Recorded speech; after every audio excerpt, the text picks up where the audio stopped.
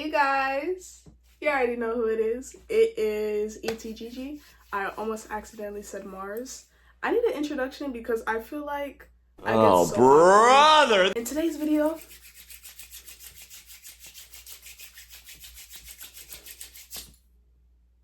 we are going to be talking about the ways that churches program their members, because recently I had an experience where I went to church and I was so bored out of my fucking mind, which is one of the ways that they program you. But anyways, I was so bored out of my fucking mind, I went on my notes apps and I wrote down shit that I peeped that relates to programming. Ways in which they program their members to continue to believe whatever it is that's being preached. So let's get into it. I got a long ass list, you can't see here. So this video might be a little bit longer, but it's a good one. If you want to program yourself for success, or you want to program yourself to feel confident, you want to program yourself to be the best version of yourself, period, you got the tools right here. Like, I got you. The first thing that churches do to keep their members programmed is utilizing trance-like states. Church, bro, if you're Caribbean, you already know church be early as fuck in the morning. It's 8 in the morning. Your mom is in your room. Yo, get up, hurry up, get ready. We're going to church this morning. I don't give a fuck. You gotta get up. Da, da, da, da, da. Yelling in your ear at 8 in the fucking morning. And school does this as well, but the topic is not school here. They wake you up early in the morning, so while your subconscious mind is still wide open and your defense mechanisms are still low, they could put anything they want into your subconscious mind. And you notice how children be literally falling asleep in the car, falling asleep in church, and then they wake up randomly and then they're just listening to a fucking preacher talking about nonsense. All of that is being pushed right into the subconscious mind.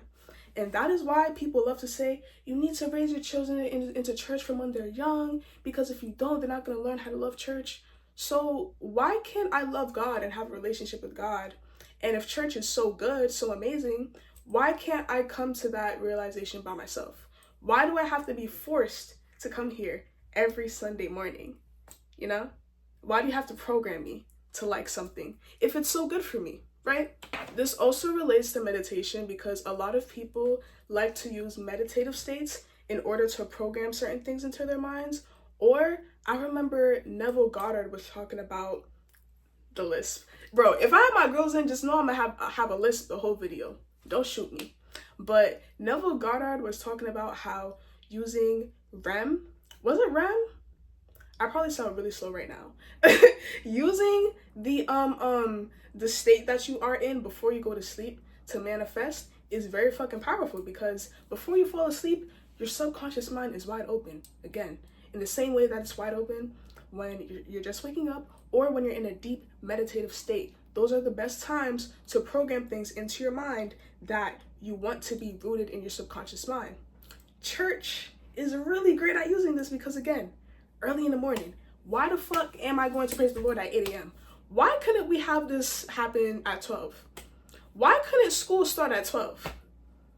The second way that churches successfully program their members is through repetition. And if you know anything about psychology, anything about manifestation, you know that repetition is very important, because the way that the human mind works, if it is programmed to think in one specific way and you show it something one time, it's not just going to accept it as truth just because you show it to it one time. You're going to have to repetitively show it to it. And eventually, it doesn't matter what you tell the human mind. If you tell it enough times, it will take it as truth. If I tell myself every single day, I am Indian, obviously I'm not fucking Indian. But if I continue to tell myself, my brain will start to accept the fact more and more that I am Indian. Because that's literally just the way that the human brain works. It's smart, but it's stupid. It's smart in the sense where it protects itself, and it's not just gonna pick up on what anyone fucking says, especially if it doesn't align with your core beliefs. But it's stupid in the sense where you could repeat the dumbest shit and it will believe it. This is why sometimes the most talented people were convinced throughout their whole childhood that they weren't fucking talented, because it was jealous people and evil-hearted people telling them, you're not talented, you can't sing, you can't hit the whip and nay-nay better than this person could hit the whip and nay-nay. Meanwhile, that nigga hits the best whip and nay-nay on planet Earth. But now, because they were repetitively told during childhood, remember, childhood, subconscious mind, wide open. Because they were repetitively told that their whip and nay-nay sucks, now they're gonna believe that. Churches do the same thing. They sing the same songs. They preach the same shit. They have the same rituals, the same routines, at the same time, same day. Fuck! Everything's the same. It's repetition to program you. The third way in which the churches program their members is through visuals. I feel like the church that I went to personally is kind of unique in the sense where they have a TV in the background and it's just big as fuck. Like, it is unusually big. And all you see is Jesus. All you see is Jesus. And it's just flashing lights. And I'm just like, what in the fuck is going on? Like, this is peak programming. Literally, like, utilizing, getting all of my senses involved. That's another reason. I didn't write that down, but I'm a bonus throw that in. Getting all of your senses involved into something when you're doing it, it makes us sink deeper into your subconscious. I feel like that's why a lot of people resonate with, like, doing rituals or routines or practices, witchcraft, whatever they want to do, in order to, like, really feel like what they're manifesting is really going to happen. You don't have to do all that, but that's just a pointer. A way that you could personally use visuals in your own life is, like, for example, something that I did is I made a vision board for 2025 and I made it my lock screen so I could just look at it every single day. And already, two of the things happened. First of all, I got my little girls and I manifested growth on TikTok. Next is YouTube. I'm coming for y'all. Y'all are not going to sleep on me. But visuals, I feel like they work better for the human mind. For some people, because while some people think in thoughts, other people think in images. When they think of their dream partner, some people might think of an image of you and your partner in a specific place, doing a specific thing, implying something specific about your relationship, while other people might think characteristics. The reason why visuals are still important, though, is because a part of your mind still learns through imagery. So it's important that you could stimulate as many portions in your mind as you can when you're trying to purposefully program something into it, because that just gets you quicker results. Why wouldn't you want quicker results? You know? Another thing that I do is that I have a board on Pinterest that is literally just a bunch of pictures that I save that imply me having my dream life. So for example, if I see a really cute picture of, I don't know, some girl posing with money, I save that to my board and I'm like, that's me. Like, yes, I got racks that are like bigger than the size of my head. Fuck is you talking about? Like, come on. The next way that churches program you is through melodies, songs, and audios. Oh my God. Going back to the topic of the subconscious mind, when the subconscious mind is wide open, imagine you just methodically say, you that bitch. I fucks with you heavy. You are capable. I think that you the baddest bitch around. Like, you just listen to music. Oh, that's... You probably don't want to just be like thinking that you're whispering to yourself like, I'm that bitch. But listening to music, listening to tunes, listening to melodic voices telling you that you are beautiful, you're that bitch, you are safe, you are successful, all of these things, that is also another crucial part of programming yourself. Because remember what I said earlier about getting your senses involved? You are now getting your sense of hearing evolved. If you are constantly hearing, if you don't do this, Jesus is going to come whoop your ass, or whatever they be saying in church, you're going to believe it. You're going to start to feel fear about it. Like, remember when you was a kid, if you have an older sibling, I feel like you could relate, and your older sibling would tell you something really fucking stupid to try to scare you, and now that you're older and you know that it's not true, you're like, why did I fall for that? It's because they repetitively told you that. It's because them churches got your trust while you were in a trance-like state when you were asleep, They programmed all these things into you. They programmed all this fear into you. And then now on top of that, they singing songs about those who do not repent are gonna go to hell. And other shit like that. And saying that you need to see God as your savior, Jesus as your savior. Like, you're gonna feel a type of way about that. Because you're getting your sense of hearing involved. And the repetition of the songs, you're gonna believe it. Simple. I just want to say real quick, this is not a video to bash Christianity at all. I don't see the point in bashing any religion because that doesn't put money in my pocket. That doesn't make me sexier. That does nothing for me. I'm just literally sharing. I'm sharing what I witnessed, and I'm sharing ways that I feel like you could imply what I experienced into your own life so that you could program yourself with more purpose and more intention. Okay, the next one is so important. I need you to get your notes app out. I need you to get a journal out, something.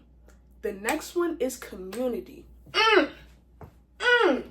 People underestimate the power of multiple people focusing their energy on one cause at a time.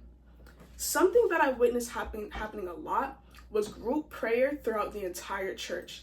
And I'm not gonna lie, when you're sitting within the energy of a bunch of people focusing their energy onto one cause, it's very powerful, and it's almost a little bit difficult to not get sucked in. You know, adding on the repetition, the being fucking half asleep when you're in there, subconscious mind is wide open, you're getting programmed from the songs, from the visuals, from all of that stuff. And on top of that, you're surrounded by community who is all focusing on the same cause, who all has the same mindset, who's all being programmed in the same way. It's like, for human beings, I'm not gonna lie, sometimes it is easier to follow the crowd than it is to be yourself. That is why some people, they get around, I don't fucking know. Something that I see a lot, some people will get around like a group of people that are just kind of pessimistic and kind of negative. And over time, they will also become pessimistic and negative because at least when they're pessimistic and negative, they have that group. They have that sense of community. So they feel safe because they validate each other in their pessimistic and negative ideas. In the same way where if you were to get around a group of optimistic people who see the best in life, eventually you're gonna start to think the same way. The people that you hang around, you become them, bro. You literally become them. And that has to do with programming as well. That's why, like, in times when I feel like I don't feel the strongest energetically, I like to stay to myself and figure myself out, because I notice that if I get around people, I will just kind of absorb all of their fucking energy and make it my own. Like, I have no threshold is the right word, I think. I don't know. But, like, there's no barrier to stop me from completely absorbing whatever energy that person is putting out. That's why it's so important for you to watch your circle, watch the people that you hang around the most, because 9 times out of 10, 10 times out of 10 actually, you're just like them. The next one is kind of unconventional. I feel like I don't hear people talk about this technique a lot, but going from low energy or low volume to high energy to high volume is a way in which I feel like you could shock the brain and almost like mini traumatize. That's not English. You could just traumatize your brain a little bit, shock your brain a little bit, so that your subconscious mind will remember the experience. And one thing that I think of is that when I was a child, I used to sleep in church a fucking lot. And 7 times out of 10, when I wake up, it was either from an adult slapping me in the back of the neck or like hitting me in some way. So that's like shock to the body, trauma to the body. And then I'm hearing a pastor yell, "You are going to hell." That's trauma. Like, shit. Like, I went from low energy, from being like snuggled up, you know, chilling, just snuggled up, chilling, sleeping, to "you are going to hell."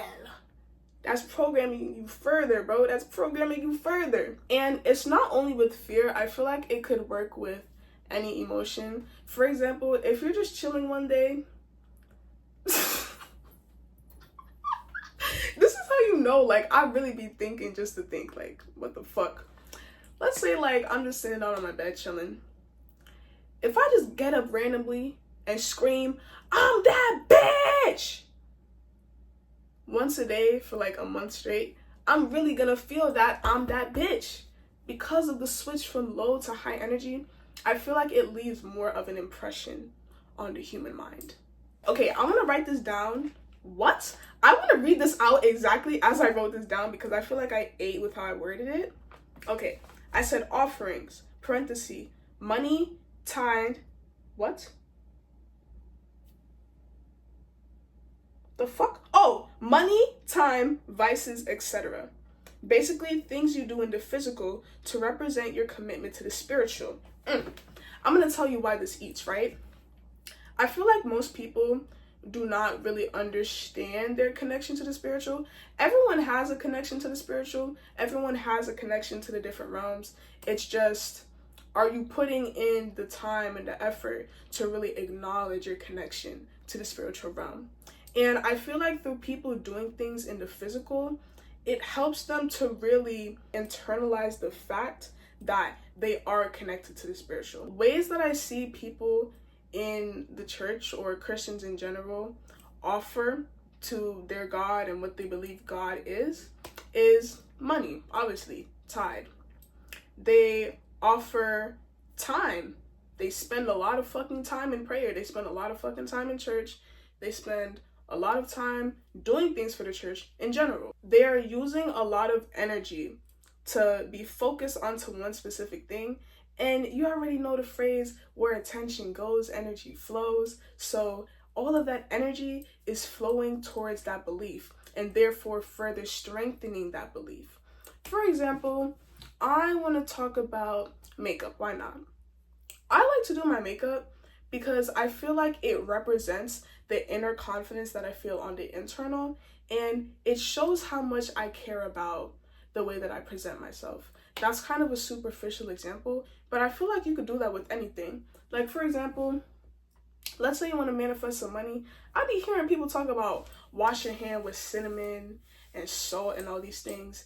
And I feel like the visual and, the touching of matter kind of allows it to register better in your brain, as I said before. This society just doesn't focus on honing in on your spiritual abilities, on honing in on the ability to really feel and just internally know certain things. So we need a physical representation to have it processed better in our craniums. Next, we got talking about your commitment to God with others. I feel like the reason why this could be very potent and very powerful for some people is because I feel like human beings want to be agreeable just by nature. When we were back in not slave times, Jesus Christ, caveman times, we needed to be socially accepted so that we could be safer, so that we could be around more people, so we could feel accepted, but it was literally for survival.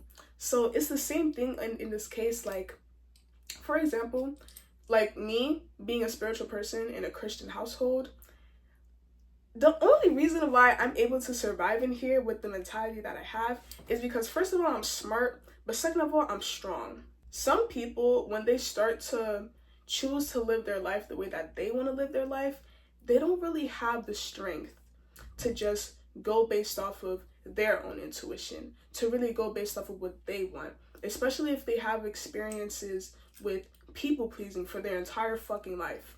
So just in general, talking about what you want to do with your life, and again, communing with people who have a like mindset as you will help to further build that belief. Because again, when multiple people could focus their energy onto one thing, the energy of that is just very powerful. Community is so fucking powerful. The only reason why I added this to my list is because I feel like for people who are just a little bit more weak-minded, if you're being so honest with yourself, if you know that you're a weak-minded person, you don't stand on your word, you find it difficult to stand on business, to stick to what your intuition is telling you, if everyone else is going in an opposite direction, try to talk about the things that you are trying to program into your mind with people who support you unconditionally, with people who love you unconditionally, because those people are going to be there to pick you up, make you feel like yourself again, and will just be the stepping stone for you to gain trust in your intuition and to gain trust in yourself and really go after whatever it is you're trying to manifest into your reality. Next is emotional involvement. The reason why I say emotional involvement is because a lot of people think that their emotions tells them what is real and what is not.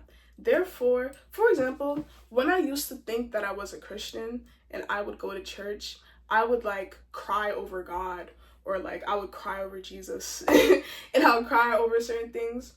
When in reality, now I know that those things are not real.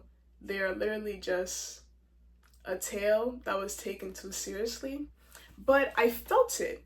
And a lot of human beings, their mindset is like, even if you logically know that your feelings are not truth, it doesn't take away from how rigorous your feelings can be.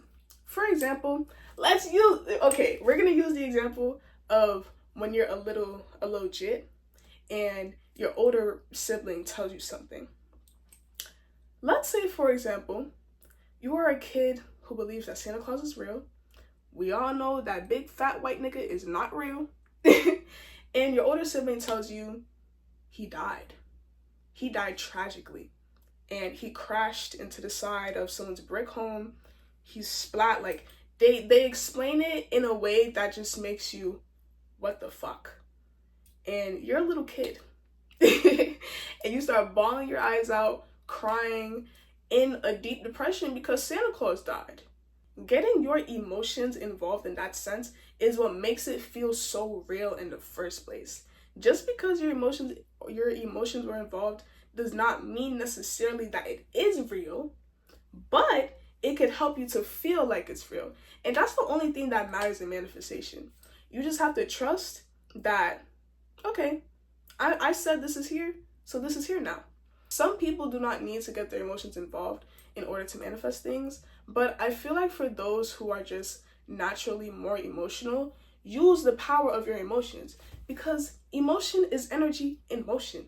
If you could direct your emotions in a sense where you are believing in the thing that you want to attract into your life, bro, easy money. Like, I used to be such an emotional person. Like, I wish I knew this information when I was younger, because when I was younger, I would just cry. Like, really, I want you to understand this, right? If you sit there and you're crying about something, and instead you change your perspective, let's say you want to manifest money into your reality. If you sit there crying, like bawling your eyes out, like boo-hoo crying, going like, I'm so fucking grateful for all this money that I just manifested, I promise you, that is an easy way to instantly manifest whatever sum of money you want to manifest, or whatever the fuck you want to manifest. If you could feel extreme joy, extreme gratitude, which is one of the things I wrote on my list, but I'm gonna get into that later. If you could just express whatever emotion you need to express, but it's in the perspective of, I already have what I have, I'm so thankful, whatever, boom, you can manifest or program your mind into anything you want. Okay, the next one is getting dressed up. I find it funny how people get dressed up to go to church when apparently the Bible says that God says that you should come as you are, but people still feel the need to get dressed up because it's kind of like a respect thing. I want you to treat yourself that same fucking way, to treat your kids that same fucking way, but mostly yourself. I know most of y'all don't got kids that's watching this, but if you show up to life every day as the best version of yourself, you're working out, you're taking care of yourself inside and out, you're eating healthy, you're taking your supplements, you're not walking outside in dirty, wrinkled clothes, your hair is always, moisturized, it always looks good, your face is always clean, your teeth are always brushed, things of that nature, you start to hold yourself in a higher regard. You know, in the same way that Christians view God, and they're like, no, I need to show up in my Sunday's best. Why is that a phrase? I don't know. I need to show up in my Sunday's best to show God my commitment to him, to show God that I have respect for him. Meanwhile, you don't even do the bare minimum of that for yourself. It's crazy. I feel like as human beings, I feel like as spiritual beings who are lied to our entire lives to think that we are only puny little human beings and we have no power, we don't understand how much it actually harms us to not present ourselves in a way that makes us feel the most confident. I'm not saying to dress up for nobody else, to be like, no, I can't go out here looking crazy. I don't want these people thinking this about me. It's not about that. It's not about that. It's about feeling good in yourself. Okay? In yourself. If wearing a bright, bold lip every day makes you feel good, do that. If being fucking bald makes you feel sexy, do that. Like, do whatever makes you feel like the version of you that you would put on a pedestal. Clock it. The next one is gratitude. I know that I already mentioned emotion, but I want you to understand the frequency of gratitude. Gratitude implies to the universe that you have received everything and anything you could ever desire. The frequency of gratitude is so fucking powerful, so fucking potent, bro. If you could, well, not brainwash, but program yourself to feel gratitude for things even before they come into your reality, that's just you writing your signature on the future that you want to manifest. I love telling myself this affirmation that, like, everything and anything I could ever desire, God has already put my signature on it. Meaning, it's there for me. It's waiting for me. Are you stupid? How could I ever miss out on my soulmate when on their forehead in bright, bold red ink is my name signed right there? That's mine. That's mine. Gratitude is kind of a way for you to energetically claim something as yours. But it's not claiming in a sense where you're holding on to it. It's mine, because that energy of choking, you see that? That is what chases things away. Gratitude is the opposite of that. It's like, I'm so grateful that I can experience this. And you see how, like, you literally imply that you have it within expressing gratitude. Like, gratitude is just a cheat code, bro. Be grateful for the things that you have, and that will bring in more things. Promise you. Be grateful for the things that didn't even manifest yet, because you will have them. They are already yours. The next one is ignoring ideologies that do not support the ideology that you want to grow within your mind. This is very fucking important, okay? This is very fucking important.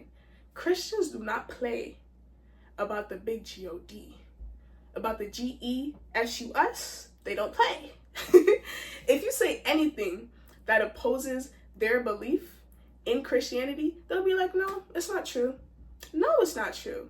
No, it's not true. There were some times when I would explain certain things to my mother, and she would just brush it off like that. If only y'all had the same attitude about believing in yourself. If only you had the same attitude about being confident in yourself. If only you had the same attitude about you being deserving of riches. Where would you be? Not here. You'd be so much farther in life. No shade. No shade. No shade. No shade. But seriously, when you ignore ideologies and don't even give your attention to ideologies that are not the ones that you want to adopt into your life, that's another way to, like, really permeate into your subconscious. Like, no, this is my new way of being. This is my new way of thinking. Let's say, for example, you got a newspaper and an annoying, talkative 5-year-old boy. Because you know the boys just be running their fucking yap. This newspaper is a new belief that you're studying. It represents that. And the little talkative boy is just everyone else being like, that's not true. That's not real. That's not real for me. It's not real for you, but it's real for me. But we're gonna get into that, right? You're reading your newspaper. The little boy comes and he's just yapping. Yapping. The way that you get all of this other shit to stop having an impact on you is by literally ignoring it. Ignore it. Do not give it the time of day. Don't even say shut up.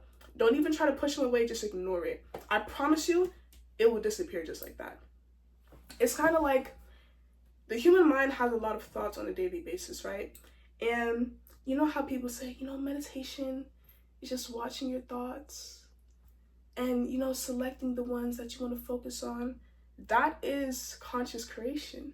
The thoughts that you put the energy into, the thoughts that you focus on, they grow. So if you don't want something in your reality, don't focus on it. Don't even entertain the idea of it. Like, come on. These two, I'm going to combine them because it's kind of similar. So the first one is activity / making it fun. And the second one is celebration for showing up. I don't understand where the mentality of being serious is the only way to learn even fucking came from, because actually the lessons and the shit that I remember the most is from it being just like goofy and silly and putting me in a good mood. Because 9 times out of 10, you will not remember what a person says, but you will remember how they made you feel. And I feel like when we could link a good memory to a piece of advice, for example, it gives us the chance to remember it better. Something that I feel like these churches, these schools, and any other just weirdo system of education gets wrong is that they want to traumatize you into believing something. Because I'm not gonna lie, nah, they did eat with that. Because when you are traumatized, it makes you fearful to step away from whatever ideology or belief you think is keeping you safe. But in that same breath, that's not a great way to live. So maybe don't stay in situations where you have to be traumatized in order to learn. But anyways, when it comes to having fun and celebrating showing up, celebrate life, bro. Celebrate waking up in the fucking morning. That is an achievement on its own. That is something to throw a party about on its own, And if you have goals and you are not celebrating every single little win, I'm sorry, but you're just not doing life correctly. Because if you're not celebrating the little wins, what makes you think that you're going to celebrate the big win? You're just going to want more and more and more and more. When I was in church, it felt like in every single moment, they were using some sort of validation to make you feel good for being there.